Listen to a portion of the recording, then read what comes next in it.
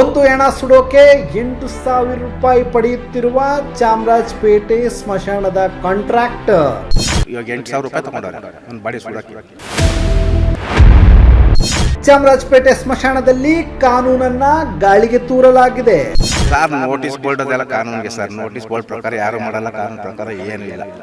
ಹೆಣ ಸುಡೋ ಜಾಗದಲ್ಲಿ ಹಣ ಮಾಡಕ್ಕೆ ಇಳಿದಿರುವಂತಹ ಭ್ರಷ್ಟರು. ಕ್ಲೀನಿಂಗ್ ಕಾಸು ಕೊಡಬೇಕು, ಕ್ಲೀನಿಂಗ್ ಕಾಸು ಕೊಡಿ ಅಂತಾರೆ. ಕೊಟ್ಟಿಲ್ಲ ಅಂತಂದ್ರೆ ಬೈತಾರೆ. ದಿನಕ್ಕೆ 4 ಲಕ್ಷ ಸಂಪಾದನೆ. ಸುಮಾರು ನನ್ಗೆ ಗೊತ್ತಂಗೆ ಒಂದು 40 ಜನ 50 ಜನ ಕಳಿಸ್ಬಿಡ್ತಾರೆ. 3-4 ಲಕ್ಷ ಆಗುತ್ತೆ ಒಂದು ದಿವಸ ಪರ್ ಡೇಗೆ. ಕ್ಲೀನಿಂಗ್ ಹೆಸರಿನಲ್ಲಿ ಸಾವಿರ ರೂಪಾಯಿ ವಸೂಲಿ. ಸ್ನೇಹಿತರೆ ನೋಡ್ರಿ, ಇದು ಚಾಮರಾಜಪೇಟೆಯ ಒಂದು ಹಿಂದೂ ರುದ್ರಭೂಮಿ ಅಂತ ಹೇಳ್ತಾರಲ್ಲ, ಅಲ್ಲಿ ಬಂದಿದ್ದೇವೆ.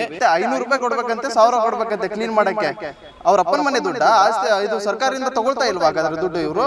ಇಲ್ಲ, ಮೋಸ ಮಾಡ್ಬೇಕು, ತಿನ್ಬೇಕು ಅನ್ನೋದು ಅವಶ್ಯಕತೆ ಇಲ್ಲ. ಅದು ಅವ್ರ ಹತ್ರ 500,000 ರೂಪಾಯಿ ಇಸ್ಕೊಳ್ತಾ ಇದ್ರಲ್ರಿ. ನಂದೇ ತಪ್ಪು ಒಪ್ಕೋತೀನಿ. ಬಾಯ್ ಬಿಟ್ರೆ ಸುಳ್ಳು ಹೇಳುತ್ತಿರುವ ಈ ಕಾಂಟ್ರಾಕ್ಟರ್ ಶೀಘ್ರದಲ್ಲೇ ಜೈಲು ಪಾಲು. ನನ್ ಕೆಲಸ ಏನ್ ಗೊತ್ತಾ, ಈ ತರ ನೀವು ಭ್ರಷ್ಟ ಕೆಲಸ ಮಾಡ್ತಾ ಇದೀರಲ್ಲ, ಅದ್ರನ್ನ ತೋರ್ಸಕ್ ಬಂದಿದ್ದೆ. ಸುಳ್ಳು ಹೇಳೋದು ವೀಕ್ಷಿಸಿ ಅತಿ ಶೀಘ್ರದಲ್ಲಿ ನಿಮ್ಮ ವಿಜಯವಾಹಿನಿ ನ್ಯೂಸ್ ಚಾನೆಲ್ನಲ್ಲಿ.